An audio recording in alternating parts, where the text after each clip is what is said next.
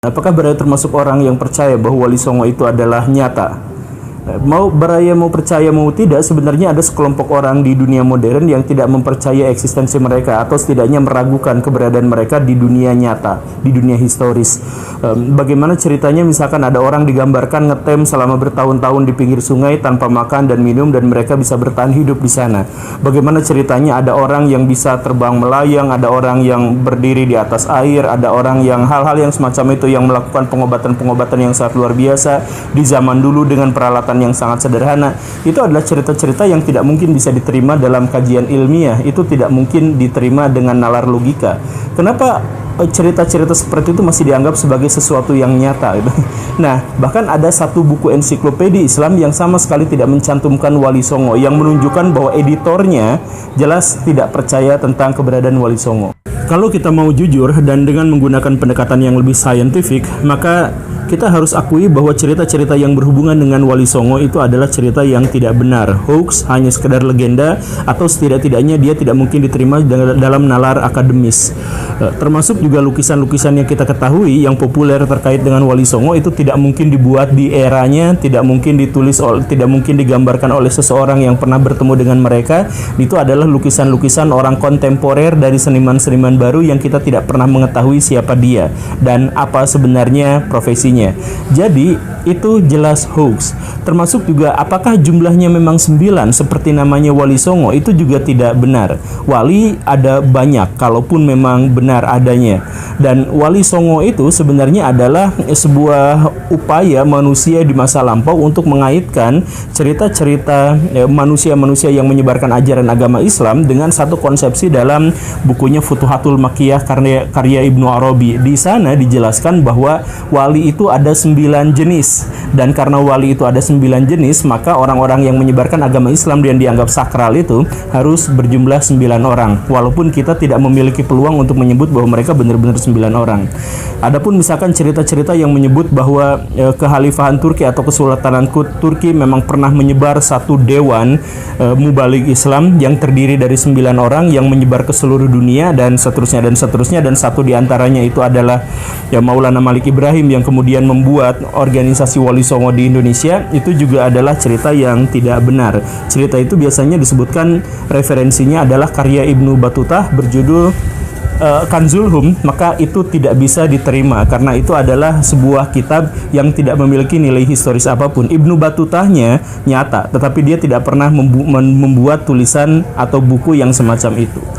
Termasuk juga soal para sunan itu yang bisa melakukan perjalanan-perjalanan yang sangat spiritual, kemudian mereka melakukan tindakan-tindakan yang sangat ajaib dengan kemampuan-kemampuan yang di luar nalar manusia. Itu tentu saja tidak memiliki nilai historis. Dan termasuk juga soal silsilah mereka, bahwa misalkan sunan ini berasal dari anak dari sampai ujungnya adalah Nabi Muhammad dan seterusnya, dan kebanyakan wali ternyata memiliki hubungan jauh dengan Nabi Muhammad yang berarti identitasnya adalah habaib gitu.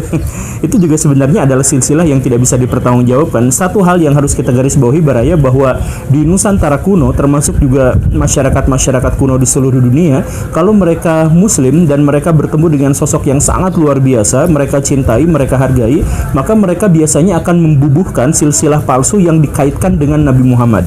Begitu ceritanya, seperti itu. Dalam babat tanah Jawa itu, raja-raja Jawa itu juga memiliki keturunan Nabi Muhammad, bahkan memiliki silsilah sampai Nabi Adam. Termasuk juga ada batara-batara di antara mereka berdua, di antara mereka semua. Yang ini menunjukkan ini adalah upaya manusia di masa lampau untuk bisa memperkuat sesuatu yang mereka hargai gitu. Tetapi apakah sesuatu yang mereka hargai itu nyata atau benar, atau itu sebenarnya hanya tokoh fiktif dan ilusi? Nah, begini Baraya, kita mulai penjelasannya dari hal yang sederhana. Kalau ada tokoh atau komunitas atau satu kelompok masyarakat yang diceritakan secara berlebihan dan aneh-aneh dan tidak masuk akal, maka bukan berarti tokoh yang dimaksud itu palsu. gitu ya. Jadi misal ada berita burung yang menyebutkan bahwa guru gembul itu adalah mantan member BTS yang dipecat dari BTS karena kegantengannya itu jauh melampaui member-member yang lain, sehingga member-member yang lain bikin sebuah konspirasi untuk mendepak guru gembul. Misalkan ada cerita, ada narasi kabar burung seperti itu. Kalaupun Baraya menganggap bahwa cerita itu tidak masuk akal, bukan berarti BTS-nya palsu dan bukan berarti guru gembulnya juga palsu gitu. Iya kan? Tetapi kita harus memilah mana di antara cerita-cerita itu yang real dan cerita-cerita yang hoax. Dengan apa? Ya tentu saja dengan metodologi ilmu. Dan dalam metodologi ilmu, misalkan tentang historiografi tradisional, kita mengetahui bahwa orang-orang Nusantara kuno itu, kalau misal dia menggambarkan tentang seseorang yang sangat dihormatinya, misalkan raja atau bangsawan, atau dalam hal ini adalah ulama-ulama, maka mereka biasanya menggunakan pendekatan religiomagisme. Religiomagisme itu adalah menghubungkan sesuatu yang real dengan satu yang bohongan, sesuatu yang imajinatif, sesuatu yang mistik dan klinik. Begitu. Nah, ini tradisi masa lalu. Jadi orangnya memang ada, tetapi biasanya digambarkan dengan cara yang seperti itu. Itu adalah bagian dari historiografi kuno. Tapi kalau misalkan Baraya mau ngambil contohnya yang paling sederhana, ini paling sederhana ya, kita menggunakan penalaran atas kepalsuan. Gini Baraya, ini kita menggunakan penalaran atas kepalsuan. Baraya tentu saja pernah dengar buku yang namanya adalah Ramalan Jayabaya. Ya, Baraya mungkin sebagian pernah membacanya atau pernah melihat cuplikan-cuplikannya di internet. Saya punya bukunya. Nah, sebenarnya Ramalan Jayabaya itu adalah buku palsu karena itu sama sekali tidak pernah ditulis oleh Jayabaya. Sri Jayabaya pernah menuliskan melalui pujaga istananya Empu Panuluh, Empu Seda dan semacamnya, itu karya-karya tertentu, tetapi tidak pernah ada yang namanya Ramalan Jayabaya, dan Jayabaya tidak pernah diceritakan memiliki kemampuan untuk meramal dan lain sebagainya. Yang sangat jelas adalah bahwa Ramalan Jayabaya itu bukan ditulis oleh Jayabaya. Lalu ditulis oleh siapa?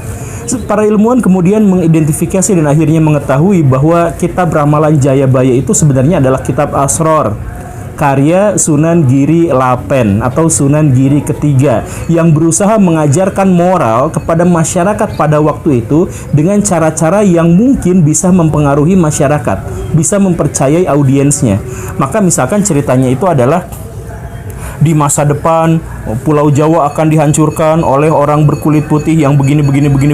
Kalau apa? Kalau anak-anak tidak lagi patuh pada orang tuanya, kalau istri tidak patuh lagi pada suaminya dan sebagainya. Jadi sebenarnya itu adalah buku moral yang ditulis sedemikian rupa, disesuaikan dengan kebudayaan masyarakat pada waktu itu untuk bisa menanamkan sesuatu yang positif, sesuatu yang baik. Begitu ceritanya. Nah, tapi pada era-era perkembangan selanjutnya itu dijadikan sebagai ramalan. Kenapa juga penulisnya Sunan Giri ketiga itu harus mengaitkannya dengan Jayabaya? Ya, karena masyarakat pada waktu itu menghormati raja, dan karena itu maka kalau misalkan dihubungkan bahwa ini adalah ramalan dari seorang raja, maka mereka akan tunduk patuh. Kan begitu ya. Bahkan sampai detik ini masih banyak orang yang percaya bahwa itu adalah ramalan Jayabaya sungguhan. Begitu kan? Nah, penipuan itu, dalam tanda kutip penipuan dari Sunan Giri ketiga itu justru memberikan sebuah argumentasi yang jelas tentang Wali Songo itu ada. Kenapa? Karena dia ditulis oleh Sunan Giri ketiga, yang dia mencantumkan Sunan Giri ketiga karena dia memiliki leluhur atau guru Sunan Giri kedua dan Sunan Giri pertama. Sunan Giri pertama itu adalah yang kita kenal sebagai orang-orang yang tergabung dalam Wali Songo. Begitu. Jadi Wali Songonya jelas ada. Mereka bukan tokoh fiktif. Tentang bagaimana mereka digambarkan dengan sesuatu yang sangat berlebihan itu ada hal yang lain, tetapi bahwa Wali Songonya itu ada. Karena apa? Karena Sunan Giri ketiganya itu adalah tokoh sejarah, memiliki buku, memiliki catatan, dicatat dan diakui juga oleh sarjana-sarjana timur dan barat. Dan ketika kita mengetahui Sunan Girinya ketiga, Sunan Giri ketiganya itu ada, maka leluhurnya juga pasti ada. Kan nggak mungkin menyebut saya adalah Sunan Giri ketiga tapi Sunan Giri pertama dan keduanya nggak ada, kan nggak mungkin juga seperti itu gitu ya. Nah, ini adalah penalaran atas tipuan yang sangat sederhana yang menjadi sebuah argumentasi bahwa betapapun cerita tentang Wali Songo berlebihan, tetapi mereka itu eksis. Tetapi kalau misalkan Baraya mau lebih dalam lagi, mari kita lihat bagaimana cara orang mengkritik tentang keberadaan Wali Songo dan bagaimana cara membantahnya.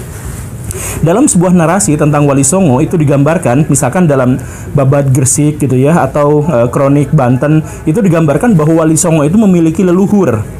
Siapa leluhurnya? Leluhurnya itu adalah Jumadil Kubro, yang dia adalah memberikan penjelasan dan membentuk sebuah dewan yang namanya Wali Songo dan sebagainya begitu ya. Nah, Jumadil Kubro.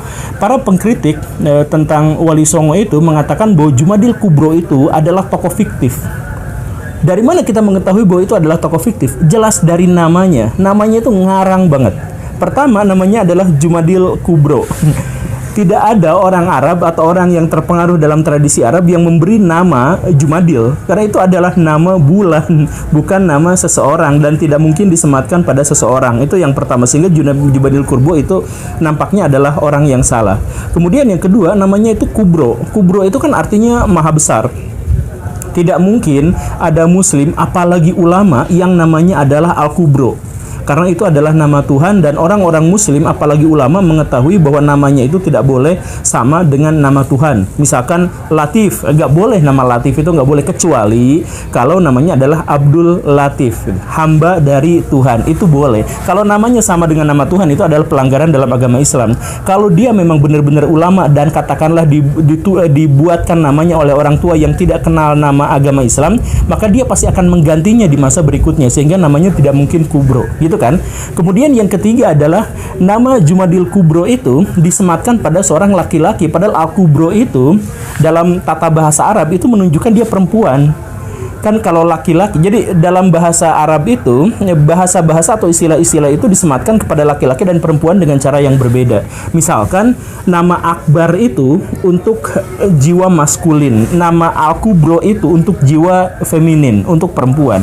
Jadi kalau Jumadil Kubro itu berarti adalah seseorang yang nama aslinya itu adalah bulan, yang itu nggak mungkin, kemudian namanya Tuhan, dan itu adalah perempuan padahal nyatanya adalah laki-laki. Jelas kata orang-orang yang mengkritiknya bahwa ini adalah nama yang fiktif, nama yang palsu. Nah, tapi kalaupun dia nama palsu, kenapa sejarawan-sejarawan, bahkan juga termasuk sejarawan-sejarawan barat, mengakui keberadaannya, eksistensinya? Thomas Stanford Raffles dalam bukunya History of Java juga mengakui bahwa Jumadil Kubro itu tokoh nyata, walaupun tidak disebut sebagai leluhur para sunan, hanya disebutkan sebagai mentor para sunan. Nah, jadi kenapa yang satu ini mengatakan bahwa ini palsu, yang satu mengatakan ini asli? Sebenarnya di sini ada sebuah kesalahpahaman besar. Namanya itu sebenarnya bukan Jumadil Kubro, tapi namanya adalah Najimuddin Kubro. Nah, Najimuddin Kubro itu karena orang-orang Jawa di masa lampau mungkin salah ingat, salah mendengar, karena nama Najimuddin itu cukup sulit, apalagi di masa lampau diejanya, maka orang-orang kemudian menyebutnya dengan ejaan yang paling dekat dengan istilah-istilah yang pernah mereka dengar. Maka muncullah namanya Jumadil Kubro dari Jamuddin Kubro. Gitu, itu yang pertama. Kemudian dari mana Kubronya itu? Bukankah itu adalah nama perempuan dan itu adalah nama Tuhan? Sebenarnya nama Kubro itu adalah diambil dari Al-Kubrowiyah gitu. Nama sebuah tarekat sufi yang berkembang di Asia Tengah, yang kemudian bercampur dengan ajaran-ajaran tantra, bercampur dengan ajaran-ajaran yang lain, dan kemudian menyebar ke wilayah Nusantara, dan kemudian menjadi pakem bagi cerita-cerita atau kebudayaan-kebudayaan Islam di Nusantara. Nah, jadi Najimuddin Kubro itu bukan menyematkan dirinya sebagai Tuhan dalam bahasa perempuan, tetapi dia itu mengidentifikasi diri sebagai bagian dari tarekat Al-Kubrowiyah. Begitu. Nah, kesalahpahaman inilah yang saya katakan tadi itu bukan berarti kesalahpahaman atau kegagalan kita dalam memahami atau sesuatu, bukan berarti sesuatu itu menjadi salah atau fiktif sama sekali gitu. Lalu banyak cerita-cerita lain yang berhubungan dengan Wali Songo itu juga sebenarnya adalah cerita yang bisa kita verifikasi dalam konteks sejarah. Misalkan begini, cerita tentang rebutan pengaruh antara Sunan Kudus dengan Sunan Kalijaga. Jadi ceritanya ketika Sultan Trenggana, Raja Demak yang paling besar itu meninggal dunia, maka terjadi perebutan kekuasaan antara keponakannya Arya Penangsang dengan menantunya Jaka Tingkir atau Hadi Wijaya. Nah, perseteruan itu memanas dan akhirnya hampir memecah belah kerajaan. Bahkan sebenarnya sudah pecah karena pada waktu itu Hadi Wijaya memindahkan seluruh kekuasaannya itu ke Pajang dan berdirilah yang namanya Kerajaan Pajang yang akhirnya meruntuhkan Kerajaan Majapahit. Nah, itu kemudian membuat tokoh-tokoh spiritual yang ada di situ campur tangan. Misalkan Sunan Kudus memutuskan untuk menjadi guru bagi pangeran-pangeran yang bersengketa itu. Jadi Hadiwijaya dengan Arya Penangsang direkrut untuk menjadi murid dari Sunan Kudus. Mereka diajari tentang berbagai hal, ada dalam satu ruangan yang sama, mengaji yang sama, baca hadis yang sama dan sebagainya, sehingga mereka berdua menjadi akur lagi. Tetapi lambat laun entah bagaimana ceritanya, mungkin cocok atau tidak cocok, Hadiwijaya itu memutuskan untuk pindah gurunya dari Sunan Kudus, pindah menjadi Sunan Kalijaga. Nah, Sunan Kalijaga dengan Sunan Kudus itu adalah dua orang ulama besar di masa lampau yang memiliki pemikiran dan gagasan yang sangat-sangat berbeda. Sunan Kudus dengan Sunan Kalijaga itu sama-sama mencintai kebudayaan lokal Nusantara, tetapi Sunan Kalijaga lebih kental. Dan karena itu terjadi perdebatan-perdebatan, perbedaan-perbedaan, termasuk juga sampai persaingan-persaingan di antara dua sunan itu. Ketika akhirnya Hadiwijaya itu memilih masuk bergabung dengan pengajiannya Sunan Kalijaga, ini dianggap sebagai sebuah pengkhianatan. Apalagi kalau misalkan Baraya baca buku kitab Ta'limu Ta'lim, pindah guru tanpa minta izin itu adalah sesuatu pelanggaran adat yang sangat luar biasa. Dan tentu saja kitab Ta'limu Ta'lim dibaca oleh orang-orang zaman dulu. Maka terjadi yang semulanya itu adalah orangnya sudah adem ayem, sudah santai-santai, marah lagi, terjadi perseteruan lagi, dan akhirnya perang tidak bisa dielakkan dan membawa kematian pada Arya Penangsang di masa-masa berikutnya. Nah, dalam konteks ini adalah cerita yang tentu saja menunjukkan bahwa Wali Songo itu tidak suci-suci amat, karena mereka ternyata terlibat dalam intrik politik, mereka terlibat dalam konspirasi dan sebagainya. Tetapi betapapun itu, kisah ini menunjukkan bahwa sunan-sunan itu, wali-wali itu nyata.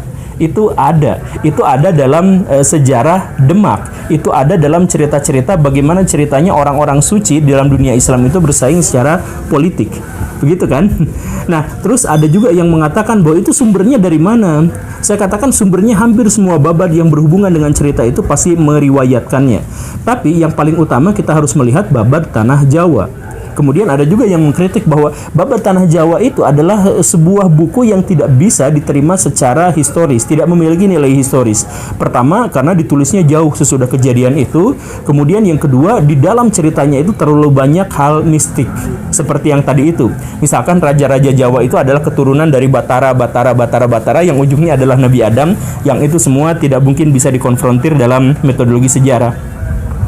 Tapi gini Baraya, seperti yang sering dikatakan di episode ini, bahwa metode sejarah itu adalah metode analitis.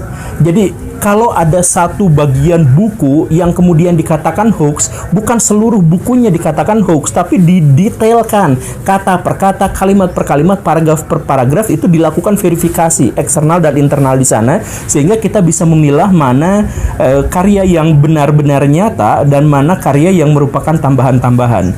Dalam hal ini sejarawan-sejarawan, khususnya sejarawan-sejarawan barat, mengatakan bahwa bagian terbesar dari Babad Tanah Jawa itu tidak bisa dikonfirmasi. Tetapi cerita-cerita yang berhubungan dengan atau yang latarnya itu dari abad ke-15, 16, ke-17 itu adalah cerita yang bisa dipertanggungjawabkan secara ilmiah.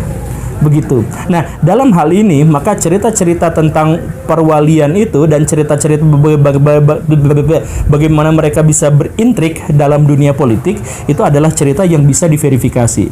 Nah, sekali lagi, betapapun ternyata Wali Songo tidak sesuci yang dibayangkan karena adanya cerita itu, tetapi setidaknya dikatakan bahwa Wali Songo itu di situ disepakati keberadaannya. Mereka bukan tokoh fiktif.